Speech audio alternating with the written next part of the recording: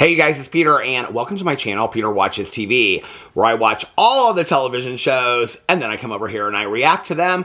Then we have a little conversation in the comment section, so make sure that you subscribe to my channel so you can see the next TV show that I'm watching. I cover a lot of true crime over here. I cover all the trending shows on Netflix and Apple, all the reality shows, and starting with The Real Housewives of Atlanta, the new season of Real Housewives of Atlanta, which is getting ready to premiere, I believe this Sunday, or sometime this week. I am going to be doing live reactions to the Housewives, every franchise going forward that comes out every week like I do Sister Wives. That's my plan. That's my plan right now. That might change, but that's my plan. So going forward, starting with The Real Housewives of Atlanta, my favorite franchise of The Real Housewives, starting with the new season of The Real Housewives of Atlanta, every week I will be doing a live not a live reaction, but I'll be doing, not live, it won't be live, but I'm going to be doing a reaction to every episode of The Housewives after The Housewives airs.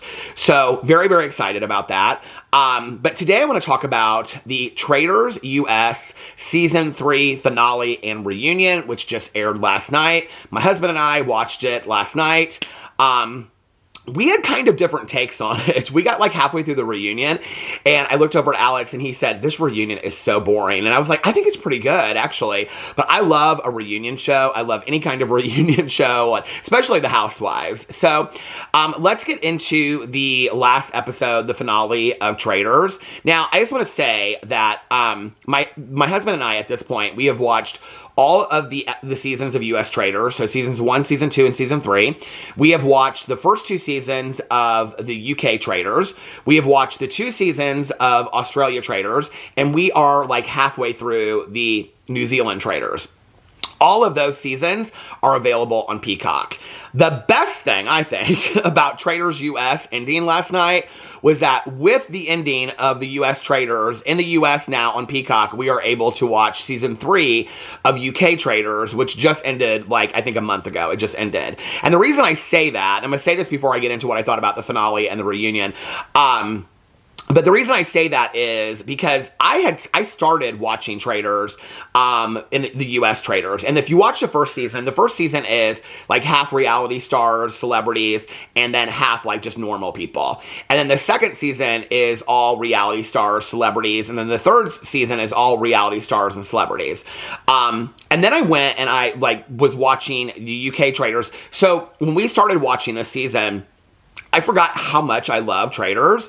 And so I think it was like the first or second episode. I was like, I can't wait till the next week to watch Traitors. My husband had already watched season 1 of UK.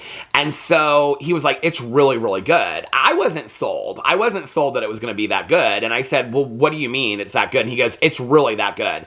And he said the difference is that it's just all like normal, regular people, which a lot of the people have gone on to do reality shows and other things like that. So I think that, you know, a couple of them, one of them was on like Love Island, another one was on like a dancing show, another one. So they've gone on to do other things and also have podcasts as well.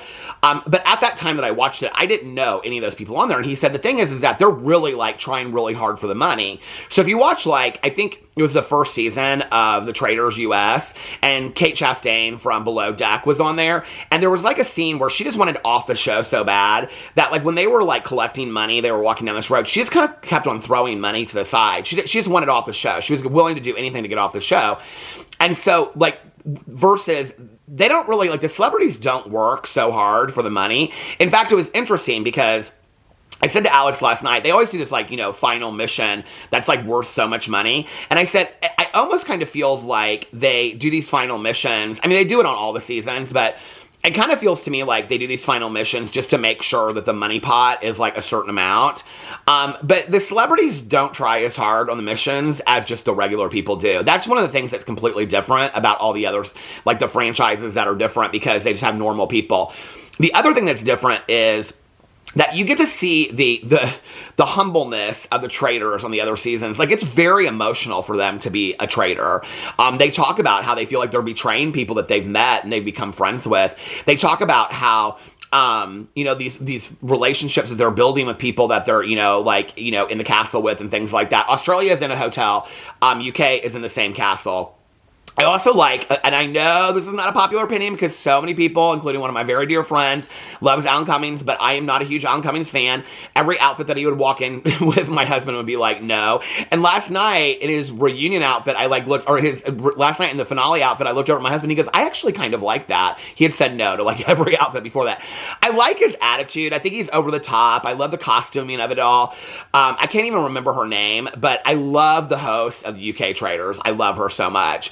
And she like screams and yells at him. She's like, work harder, you're not doing it. And anyway, there's just like, there's something that's a little bit more human about the UK Traitors to me. It's my absolute favorite out of all of them.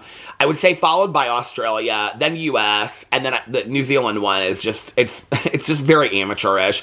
And the New Zealand one is all celebrities.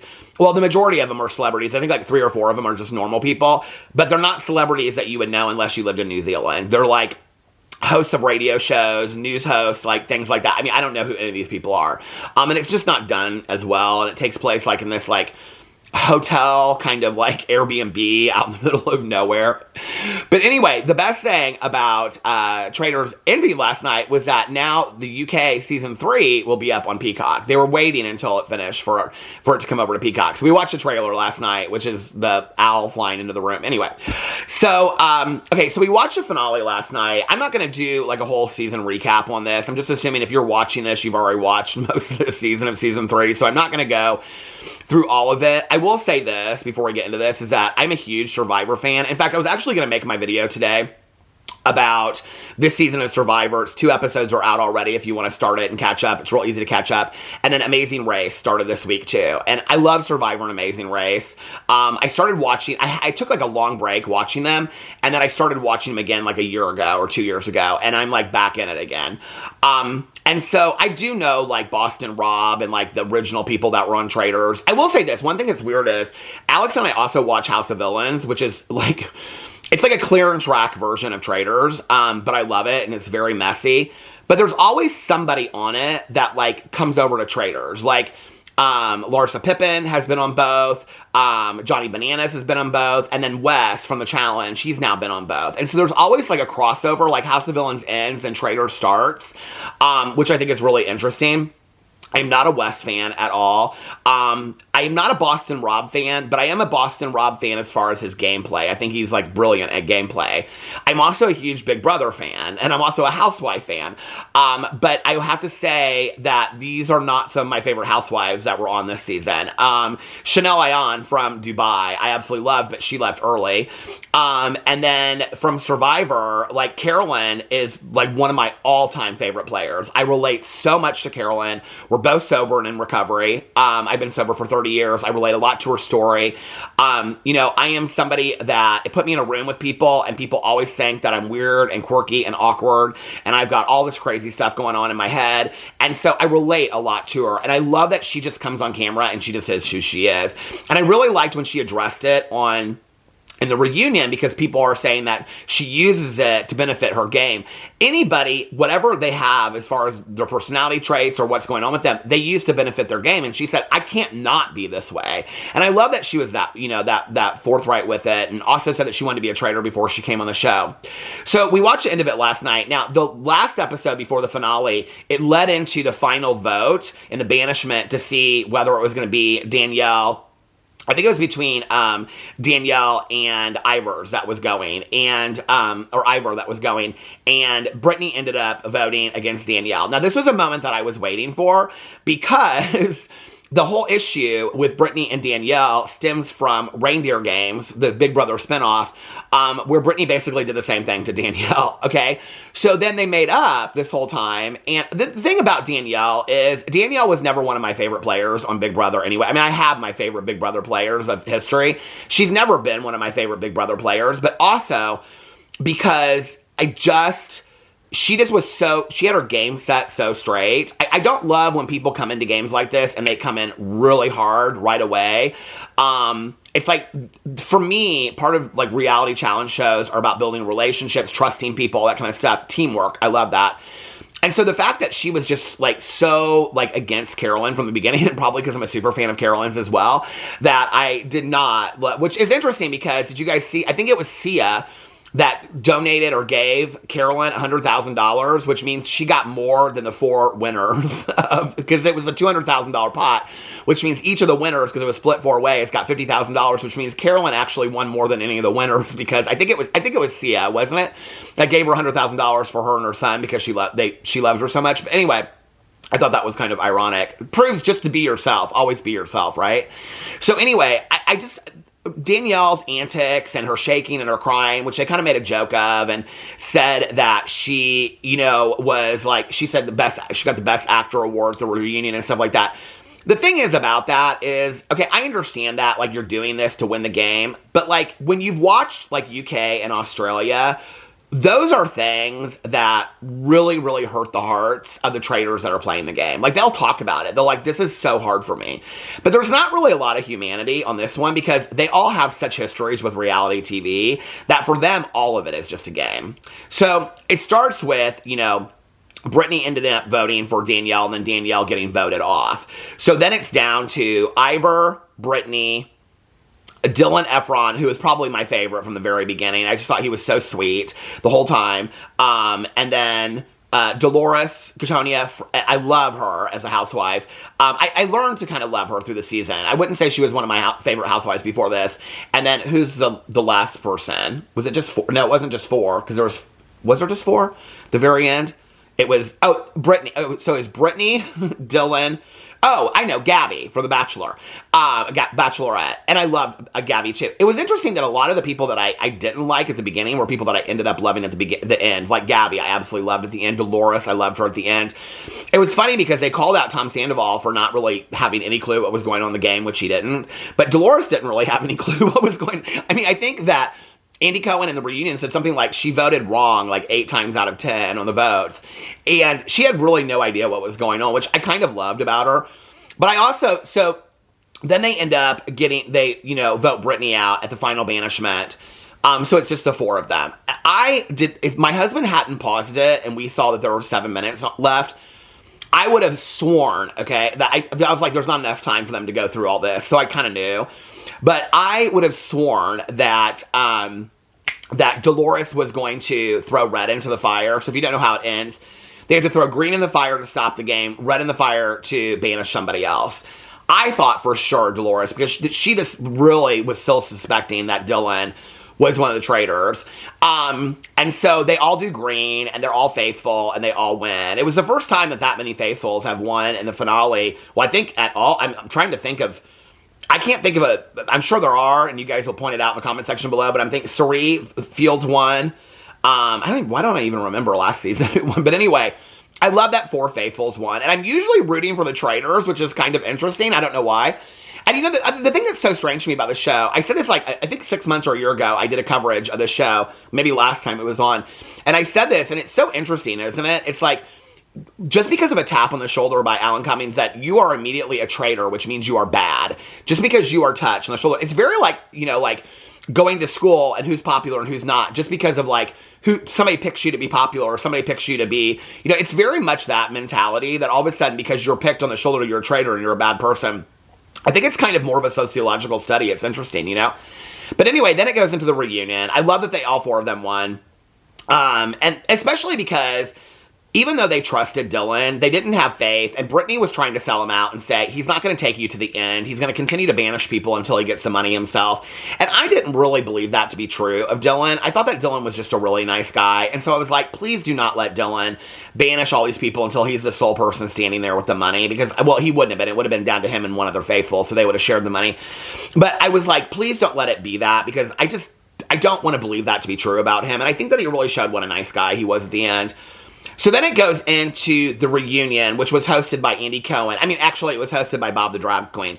And why I say that is because Bob the Drag Queen, who I love from RuPaul's Drag Race, we've watched every season of RuPaul's Drag Race. I've watched every season from the beginning to the end, all the spin-off shows. I watched UK RuPaul's Drag Race, Global versus the World, RuPaul's Drag Race. I've watched all of them, okay? And I love Bob the Drag Queen. I think he's brilliant.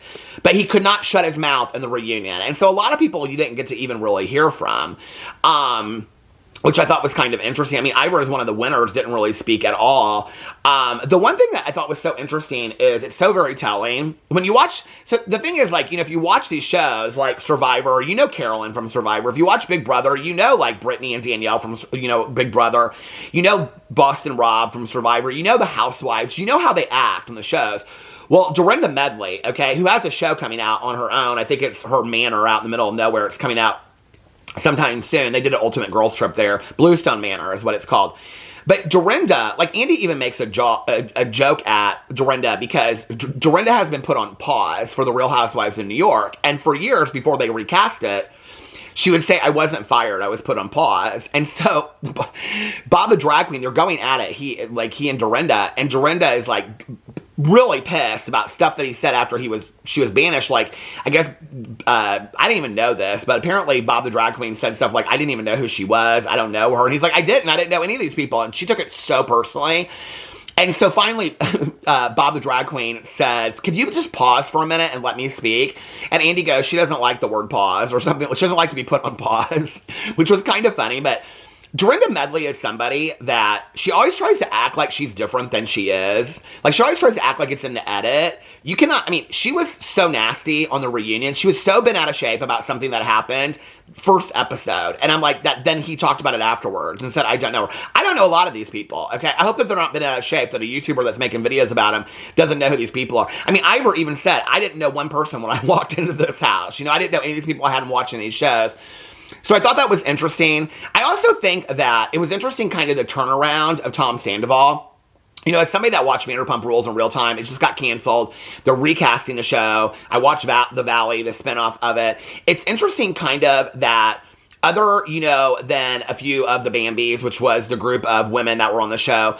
You know, it was interesting to me that Tom Sandoval was treated very kindly and very well. I mean, I think it's very telling of the people that were on the show. I think if it was a different cast, I don't think he would be treated the same way.